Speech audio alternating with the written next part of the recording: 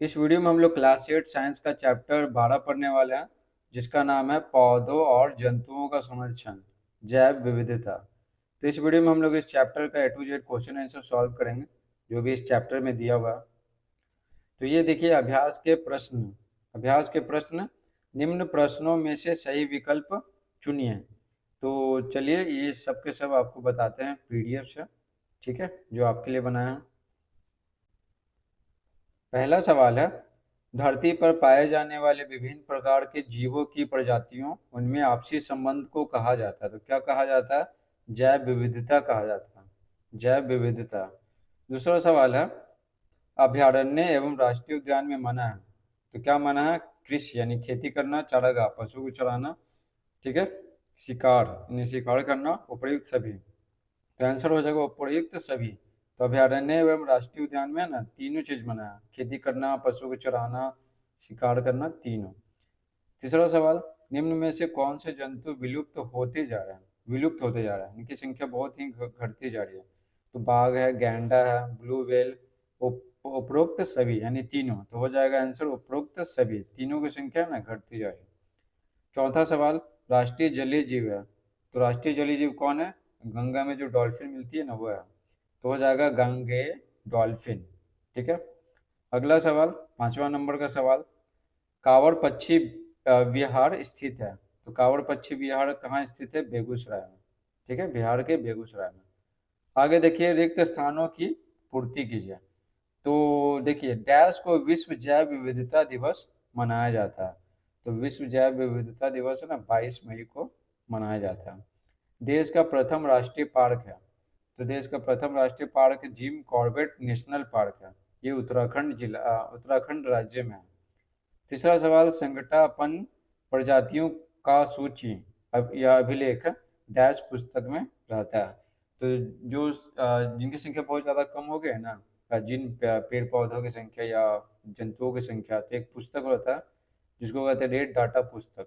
तो उसी में लिखा हो रहता है, ताकि उन पर ध्यान दिया जाए और उनकी संख्या है ना जो घट रही है ना, उनको बढ़ाया जा सके। चौथा सवाल, प्रवासी पक्षी सुदूर क्षेत्रों से डैश परिवर्तन के कारण पलायन करते हैं। तो किस परिवर्तन के कारण? तो जलवायु परिवर्तन के कारण। जैसे साइबेरियन जो क्रेन है, बगुला है, और वहाँ पर साइबेरिया में बहुत ज़्यादा ठंडा गिरने के कारण ना वो भारत आ जाता है, और फिर जब वहाँ पर ठंडा कम होता है तो फिर से वापस चला जाता है। पांचवा सवाल, फर्न शैवाल जिनको साइकैड आदि डैश पौधे हैं। तो आदि क्या है? विलुप्त पौधे हैं। क्या पौधे हैं? विलुप्त पौधे हैं। ये फर्न शैवाल जिनको साइकैड है ना, ये विलुप्त हो चुके हैं, ठीक है। आगे देखते हैं, C नंबर का सवाल, कॉलम क को कॉलम ख से संधि मिलान कीजिए। ठीक है, तो मिलान करना है, ठीक है, कॉलम क का कॉलम ख से, ठीक है। तो देखिए यहाँ पर जैसे डोडो है, ठीक है, तो डोडो क्या है? ये विलुप्त जंतु है, ठीक है ना, मॉरिशस का विलुप्त जंतु है। गंगेय डॉल्फिन जिसको सोंस भी बोलते हैं, ठीक है, गंगा की विलुप्त स्तनधारी जीव है, ठीक है, ये बच्चा देती है। वाल्मीकि अभयारण्य है, इसमें क्या है? ये बाघ संरक्षण के लिए बनाया गया है। यहाँ पर बाघ पर फोकस किया जाता है संख्या बढ़ाने पर। काजीरंगा अभयारण्य में है ना, ये असम में है, तो एक सिंग वाला गेंडा मिलता है, एक सिंग वाला गेंडा, ठीक है। फर्न जिनको साइकेड, ये क्या है? विलुप्त हो रहे पौधे हैं, ठीक है, विलुप्त हो रहे पौधे हैं। तो यहाँ पर आप देख सकते हैं डोडो, तो ये मॉरिशस की विलुप्त जंतु है। गंगेय डॉल्फिन जिसको सूंस भी कहते हैं, तो गंगा की ना, गंगा में रहती है, और ये स्तनधारी जीव है, ठीक है, विलुप्त हो रही है, इनकी संख्या बहुत ही कम हो रही है। वाल्मीकि अभयारण्य, ठीक है, पश्चिमी चंपारण में है, बाघ के लिए फेमस है। काजीरंगा अभयारण्य असम में है, एक सिंग वाला गेंडा के लिए। और फर्न जिनको साइकैड, ये विलुप्त हो रहे पौधे हैं, ठीक है।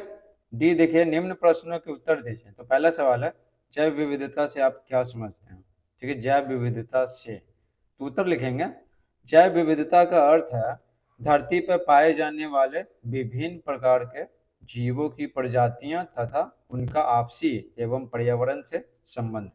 तो देखिए, धरती पर पाए जाने वाले विभिन्न प्रकार के जीव हैं, ठीक है, जीव हैं, और उनकी उनकी उनकी भी ढेर सारी प्रजातियां हैं, ठीक है, और सभी का आपसी में संबंध है, जितने सारे ना, जैसे पेड़ पौधे पशु पक्षी सबका का आपस में संबंध है, ठीक है, और पर्यावरण से भी संबंध है। तो इसी चीज को क्या कहते हैं, जैव विविधता कहते हैं। जैसे मान लेते हैं कि शेर है, ठीक है, तो शेर किसको खाएगा, शेर किसको खाएगा, शेर हिरन को खाएगा। ठीक है, शेर किसको खाएगा, हिरन को खाएगा। ठीक है, हिरन क्या खाएगा, घास खाएगा। घास कहाँ से आएगा, पेड़ पौधे हैं, ठीक है ना, ये जो प्रकाश संश्लेषण करेंगे। ठीक है, तो वो हो गया। तो इसे ये क्या, ये विभिन्न प्रकार के जो पेड़ पौधे हैं, जीव जंतु एक दूसरे पे क्या निर्भर है। ठीक है, तो इस चीज को कहते हैं जैव विविधता। ठीक है। देखिए दूसरा सवाल, हमें जैव विविधता का संरक्षण क्यों करना चाहिए। ठीक है, जैव विविधता का संरक्षण क्यों करना चाहिए, कहने का मतलब कि जैसे बोला गया है कि अगर कोई जीव है, खास जीव, मान लेते हैं शेर है।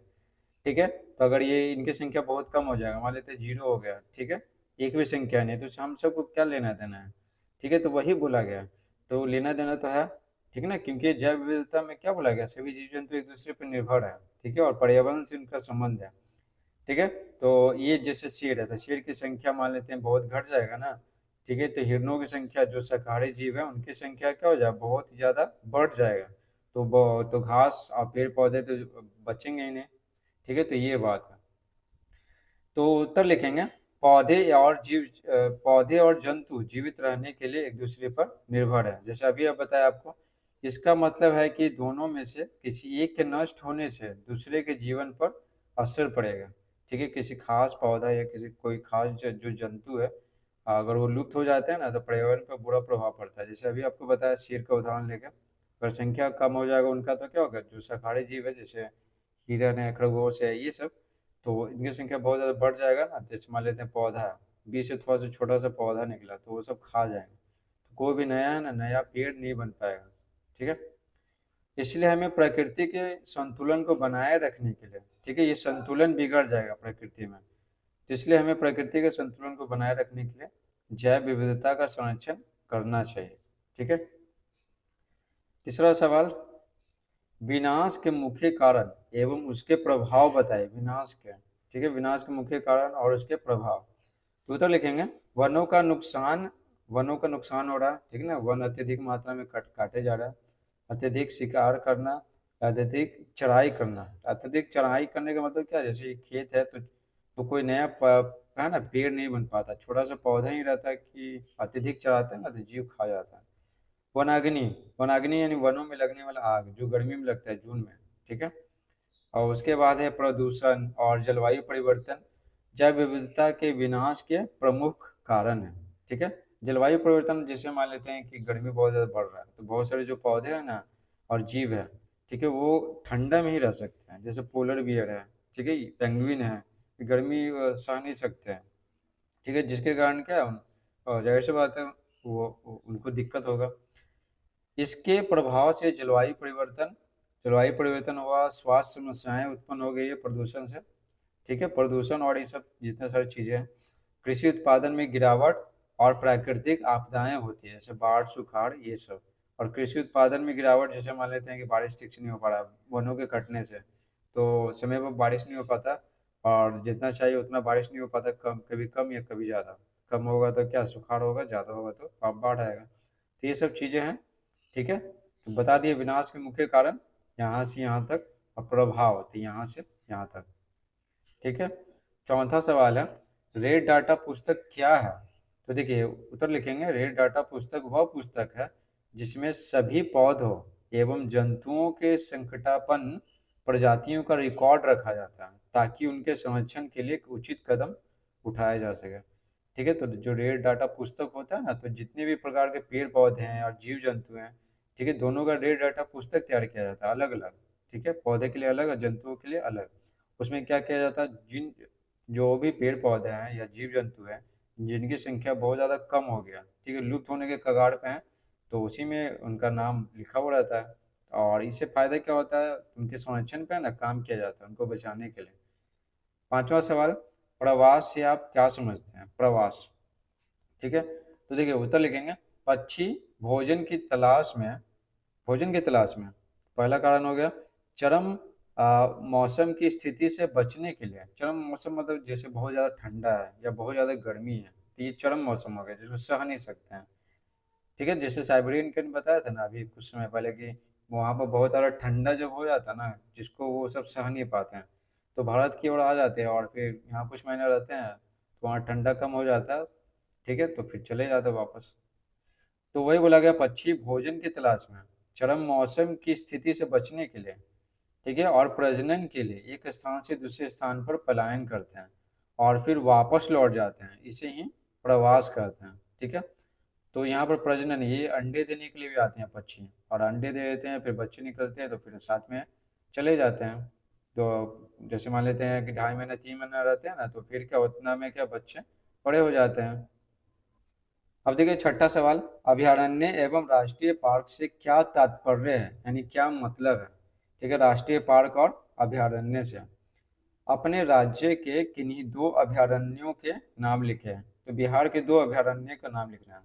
तो देखिए उत्तर लिखेंगे, अभयारण्य जंतु एवं उनके आवास के लिए, ठीक है, जंतु और उनके रहने के लिए, आवास के लिए हर प्रकार से सुरक्षित क्षेत्र होता है, हर प्रकार से सुरक्षित क्षेत्र, यहाँ पर शिकार करना मना होता है, ठीक है, और बाहरी लोग ना जाए, इसका देखभाल किया जाता है, इनका कोई शिकार ना करें, ठीक है। मान लेते हैं कि बहुत ज़्यादा गर्मी पड़ रहा है, तो पानी का व्यवस्था टंकी से पहुंचाया जाता है, इस तरह से, ठीक है ना। तो हर प्रकार से सुरक्षित क्षेत्र होता है जंतु और उनके आवास के लिए, रहने के लिए अभयारण्य।